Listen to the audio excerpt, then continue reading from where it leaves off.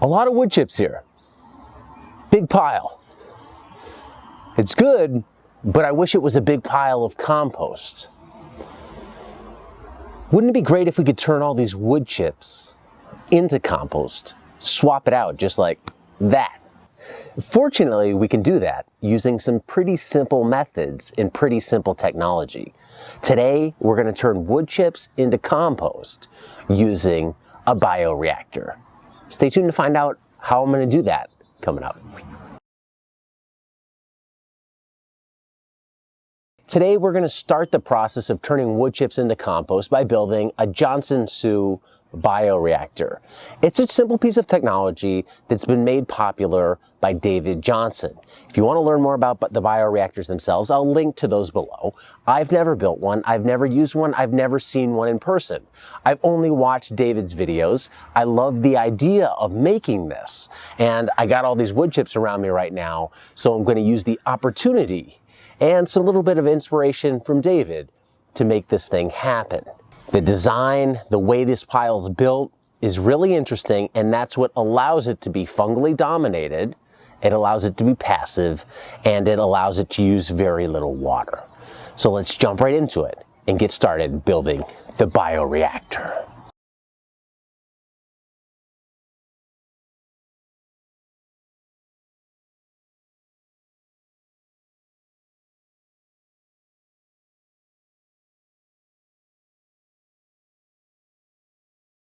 The first thing you're going to want to think about when building a bioreactor is, where are you going to place it? You need to think about that for a few reasons. One, it's going to be here for a long time. This bioreactor will sit here probably for 1 year. If it's in a spot that you're ever going to need to move it, or it's in the wrong spot, too bad, so sad, you're not removing it unless you take it apart. Maybe if you had it on a concrete pad, you could put pallet forks under it and move it around. It would be a challenge though for most people. So pick a spot from day one where you're okay with it being for a year. That means you're okay looking at it in that spot for a year. Everybody else in your family is okay looking at it there for a year. Your neighbors are okay looking at it for a year. You don't want to have to move it. 2, it has to be a big enough spot to fit a standard pallet, 40 by 48 inches. Can you fit a pallet there? And having room to walk all the way around it. Keep in mind, you not only have to place it there, but you have to maintain it there. You're eventually going to have to unload it there. You're going to have to fill it in that location. So give yourself some room on all sides to operate in those conditions. You want to be able to work around this thing while it's in place. You don't want to shove it into some corner and realize like you got to shimmy in there to do any work. So find a location where it can fit and gives enough room to walk around it. The third thing you need to think about is it level or stable, and can it support a lot of weight? This reactor here, you don't want this thing falling over. You don't want it slipping down a hill. You don't want to build it on a soft surface that when it gets wet, it's just going to want to tilt and fall over. So put it in a spot that is either level or that you can level. Put it in a spot that's well drained. Put it in a spot that can support the weight of 1,000, 1,500 pounds of biomass sitting on top of it over a long period of time throughout all the seasons. The fourth consideration you need to think about is water. You are going to need to water this on a daily basis or irrigate it on a daily basis. So keeping it close to a hose or somewhere where you could set up an irrigation system is something you need to think about. 5, you probably want it close to where you're going to be using the material at the end of the day. If you have 10 acres, I wouldn't put this way off in the other corner of the property from your garden. When you do go to empty this, you want to make it easy to get the material out of this to where you're going to be using it. So keep it close to where you are going to be using it. Similarly, keep it close to your feed material. This took about 30 big totes worth of material to fill it. If you're hauling that for 500 yards, that's going to get old pretty quickly. So put it somewhere that is close to your feedstock. 5 things you need to be thinking about when placing your bioreactor. This is where I'm going to be placing my bioreactor. It's right next to the other one that I built a week ago. This way I can string together irrigation systems. They can all run off the same timer. It keeps things convenient. This is out of the way. It's on a slope that I'm not using. I do have to level it out a bit, But this is really the best location for me relative to all those factors. Water, where's the garden, where's the feedstock, and is it out of the way? And yeah, I'm okay looking at it here, and I think my wife is too. The very first thing you're gonna need is a pallet. David recommends a standard size pallet, which is 40 by 48 inches. He's using wooden pallets, and wooden pallets are very easy to come by. Just drive by any industrial center and you can probably go behind them and find a whole stack of pallets that people are just trying to get rid of. In my case, I'm using a different type of pallet. I'm using a plastic pallet.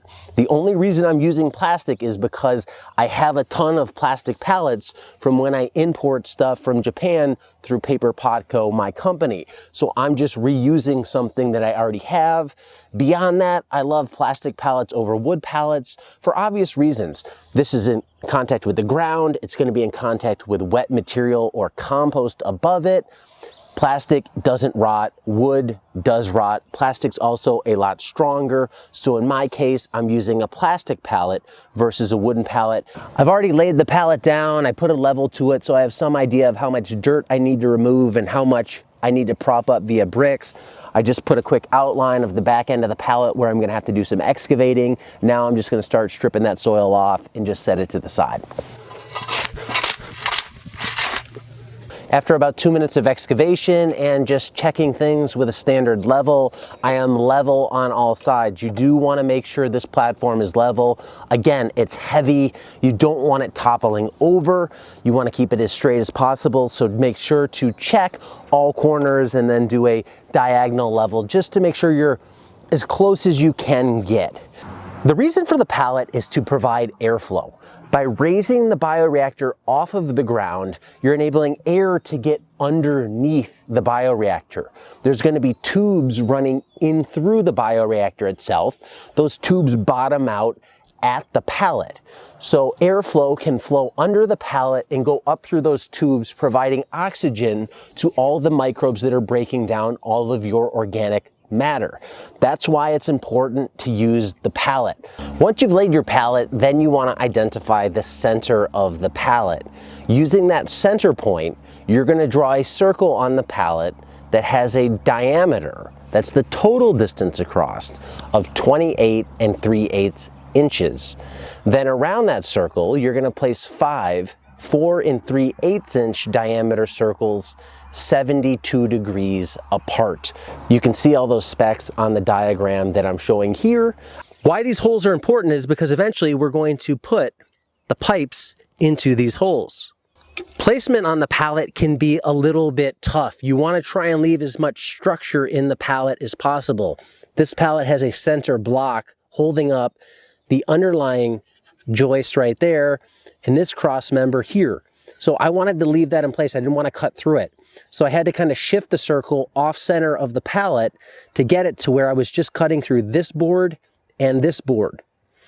The other holes I tried to place at about 72 degrees. I wasn't religious on the 72 degrees because I wanted to place them where I didn't remove whole boards. I wanted to keep as much of each board intact for structural purposes as possible. So where I could, I tried to split 2 boards if possible. In areas like this, I made sure to leave enough board so there was strength. And I just tried to do that around the pallet. For your 4 3/8 inch hole, you can simply just trace these pipes because that's what's ultimately going to go into these holes. The next step will be to cut out the holes. Now the holes are cut, I now want to check structure in the pallet itself. We've removed a lot of material. What's weak, what's not. These 2 boards are the weakest. They're not supported in the center. These boards here are still pretty strong. So I'm just going to use a small piece of decking to put underneath here like this, just to hold that up so it doesn't totally collapse. All the holes, they're not perfect circles. That's okay. The pipes fit in all of them. We'll get this done and move on to the next step. The next material you're going to need for the build is landscape fabric, and this is one of the points where I'm differing from David Johnson, not by choice but by necessity. David recommends using the woven landscape fabric. He recommends that because it's a lot stronger. It doesn't want to tear or puncture as easy. I couldn't find that at my local Lowe's, so I went with the felt, and I'm a little worried that the felt might puncture because wood chips are going to go into this. Nonetheless, this is what I have. When you go to get your landscape fabric, you need something that is at least 6 feet wide and 50 feet long. This is a 6 foot by 50 foot roll, convenient.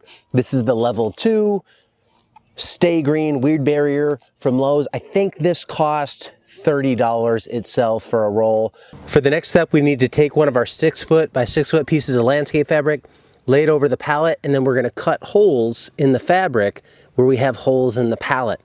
You want to be sure to leave enough landscape fabric overhanging on all the sides of the pallet. In this case, there's plenty of it. I've left it long on the front and on this side because these sides that overhang will hide the pallet, and later on and down the line for the next year, I'd rather look at this fabric than the pallet itself. If it's windy or you need to walk away, one thing I've found useful is just to use a staple gun to tack down the landscape fabric so it doesn't move once you get the holes lined up. Once you have your landscape fabric, you need to cut a piece that is 13 feet 6 inches long, and we'll use that in the next step. The next step in the build is getting your cage cut.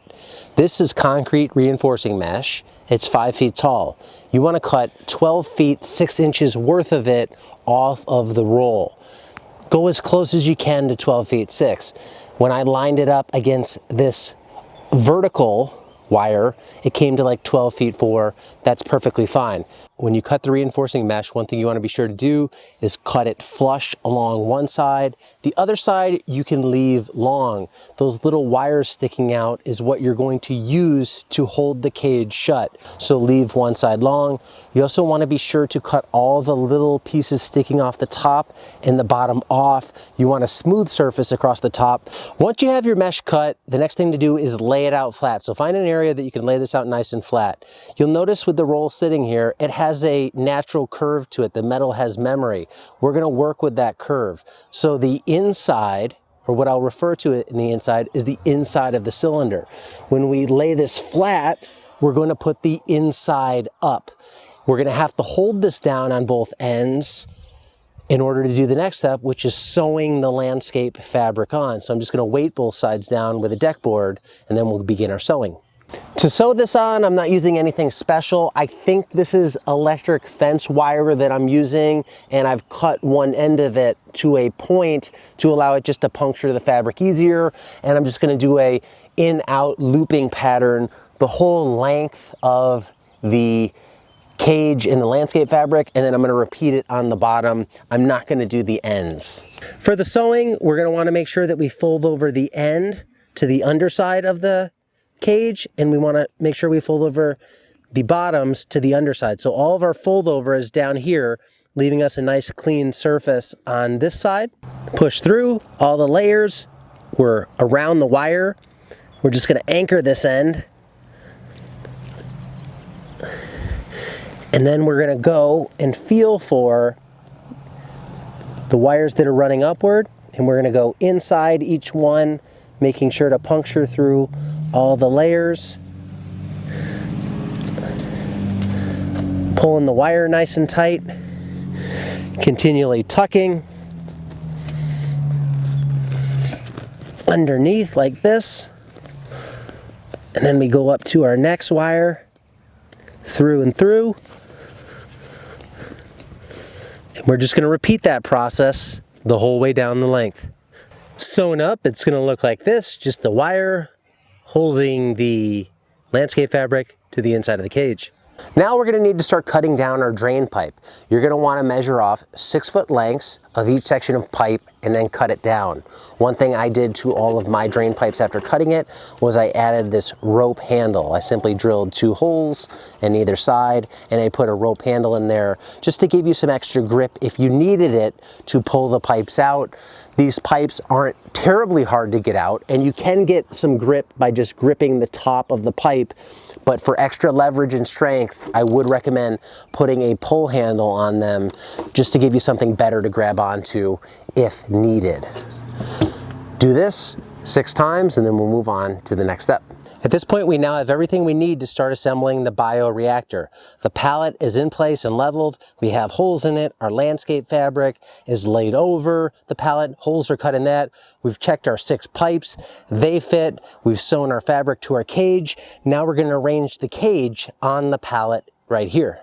When assembling the cage to the bioreactor, you're going to want to keep the felt on the inside. The cage is on the outside. You're going to take your smooth end of the cage and you're going to tuck that underneath the end that left the pointy wires. The cage is going to have some curvature to it, so work with that. And then you're simply going to make the cage as big as you can so the whole thing fits on the pallet. So as it sits right here, I need to go around and check the bottom of the pallet and make sure none of this cage is overhanging. It's actually overhanging on the front and the other side, so I'm just going to decrease the diameter of the cage. And that looks pretty good right there. So at this cage diameter, it's all fitting on the pallet. To enclose this, I'm going to take these wires and I'm going to go behind the existing wires in the cage like this. I'll pull it back together and then I will just bend these wires back like this, and this is what will keep the cage from unwinding. Now that our cage is together, I've rechecked to make sure it's all on the pallet. It is. I'm just going to use some screws and screw the cage to the pallet just so it doesn't move when we're installing the pipes and filling it. Obviously the screws aren't going to hold this thing up long term. What's going to hold it up is its shape being a cylinder and the fact that it's going to be full of a lot of weight. The screws just keep the cage in place while we fill it. Next step, we're going to install the pipes into the bioreactor. Pretty simple. We're just going to drop them in from the top into the holes in the pallet, and then we're going to need to secure them up top to make sure they stay vertical. I'm going to put the pipes in and then show you how I secure them right now. The pipes are now installed in the bioreactor. The next step is to secure them at the top to keep them as vertical as possible. That's important because those pipes aren't going to permanently live in the bioreactor. We're going to pull those out after a few days. So the straighter they are, the easier they are to pull out cleanly. We want to be able to eventually remove them and leave a nice hole all throughout the pile where the pipe was. The pipe is just a placeholder temporarily. So keeping the pipe as vertical as possible enables us to smoothly remove it and leave a nice air hole when the pipe comes out. To do that, there's a few ways we can do that. David Johnson shows a nice little jig that he welded up that sits right on top of here that you can easily just wire the pipes to that metal jig. I didn't want to make one of those, so I'm just going to use PVC. I'm just going to lay the PVC across the top of the reactor like this. I'm going to secure it on both ends, and then I'm going to use a level to attach 2 pipes to this pipe, keeping them as vertical as possible. And then I'll repeat the process, adding 2 other pipes to attach the remaining 4 air pipes in the reactor.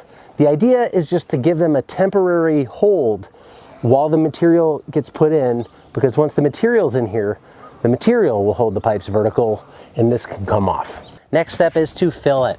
To fill it, I use these totes. It takes about 30 of these to fill this bioreactor. The material that I'm working with is pretty fresh. It's already pretty moist from some rain, so I'm not going to be wetting it a ton as it goes in. I'll kind of play it by ear. If it looks really dry, I'll hose it down, but it's just going to be shucking loads here, dumping them in the top, trying to keep the pipes as vertical as possible. There actually is some finesse here. This isn't just a dump it in type thing.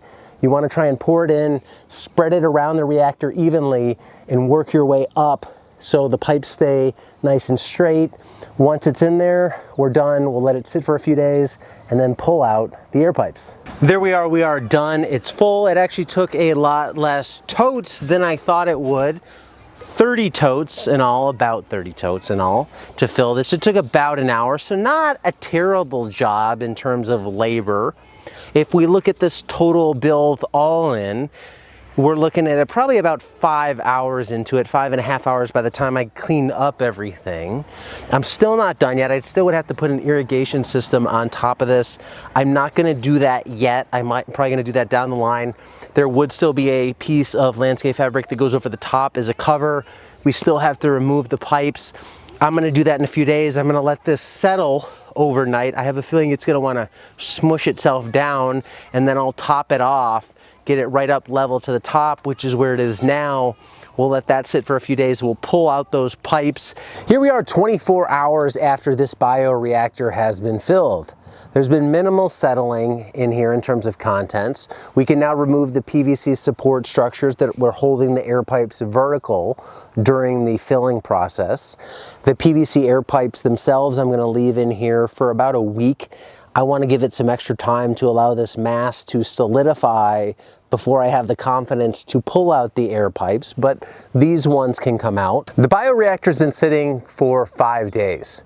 It's now time to remove the air pipes from the top. My first thought was, what? We're gonna remove those? We're not leaving them in through the whole process? No, you're not gonna leave them in through the whole process. The idea is that there's enough composting already taking place that those organisms will hold open the air channels when you remove those tubes. I think it could work. Now I'm using sticks, which provide a really coarse material. I think they're gonna lock together really well. If this was leaves or something like that, maybe I could see some collapsing, but this is what the guy who invented it suggested. Remove the tubes after 24 hours. That made me a little nervous, so I'm removing it after 5 days. There really hasn't been any settling of this pile. It's stayed normal.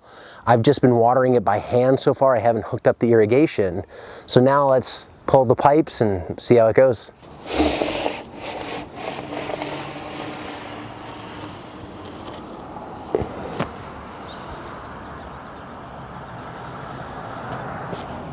So pipe 1 is out. It came out actually really easy. Looking down into the pile, there's a straight hole all the way through. It's not collapsing.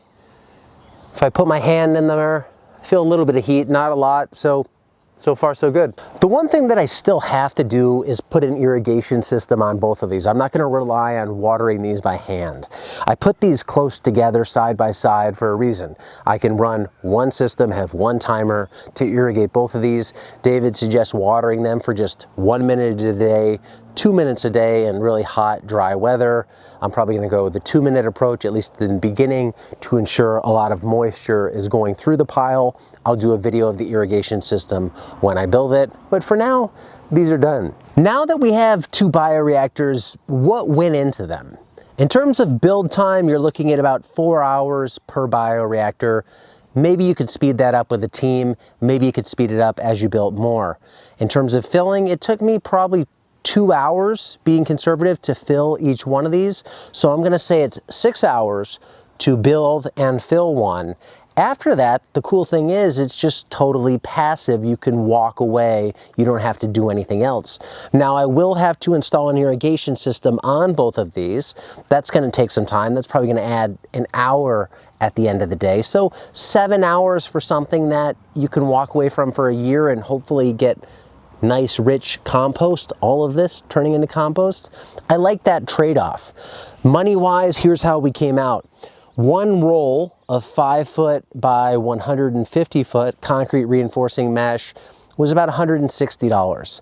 If you're gonna go with 6 straight 4-inch drain pipes, that's gonna cost you about $75, and you got about $50 into your weed fabric, which is enough to do 2 bioreactors. So if I account for all those costs, I'm at about $275 in materials for 2 bioreactors. But you know, that may seem high, but let's think about this. I've only used 26 feet of this wire mesh out of a 150-foot roll. You could use the rest of the roll to build tomato cages with. You could maybe go in and partner with some neighbors on this. So your cost could go way down if you could find a cheaper way to get this concrete reinforcing mesh, or just get a shorter length of it. The good thing to think about is, in theory, these are reusable. You're not gonna have to buy anything again. The concrete reinforcing mesh for sure is gonna last a few years. The mesh may or may not, so you may have to replenish the mesh over time.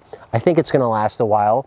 The PVC pipe that you're using for the airways, that's going to last forever. So a lot of this is a once and only buy. You're not going to have to replace it. If we look at this equation as a whole, we have 7 hours of time, $275 into building 2 bioreactors that are going to produce probably 1,000 pounds of high quality compost passively once they're built, and we can reuse them over time. I think it's probably a pretty good trade-off. We'll see what this compost looks like at the end of the day. Thoughts and reflections on the build process. One, it's a long day. 6 hours to build one. If you add the irrigation on, you're at 7 hours. That's a lot of time, so allocate a sufficient amount of time to build this. 2, make sure your materials are close to where the bioreactor is. The further you have to haul them, the more PITA this is going to be. So make sure the materials are close to the reactor. A couple deviations that I made from David Johnson. One, I didn't use the woven landscape fabric. Initially, I was worried it would puncture. It didn't. It held up well. So this level 2 type fabric that I got at Lowe's, a 50-foot roll of it, worked really well. The woven, it's probably better. It'll probably last longer, but if you can find just regular landscape fabric, it worked good. I didn't get puncturing. The other big change I made from David was I switched to using straight pieces of pipe versus glued together sections. When I used glued together sections in this bioreactor right here, of course it came apart when I went to pull them out, and half the pipe is now trapped inside the bioreactor until I eventually go and empty it. So I like the idea of using straight sections of pipe. They're never going to come apart. They're never going to break. One thing you need to think about when building a bioreactor is what are you going to fill them with? This took over 30 big plastic totes to fill it. Do you have that much material on hand? You're probably going to need 2 cubic yards of material to stuff in here. If you don't have that much material on hand, then you probably want to accumulate it first and then build the bioreactor so you can do all the loading at one time. I'll be sure to update you on the progress of these reactors. When I do build the irrigation system, I'll do a video of that. Thanks for watching. Thanks for following along with this build video. Go build something, go compost something, and as always, be nice, be thankful, and do the work.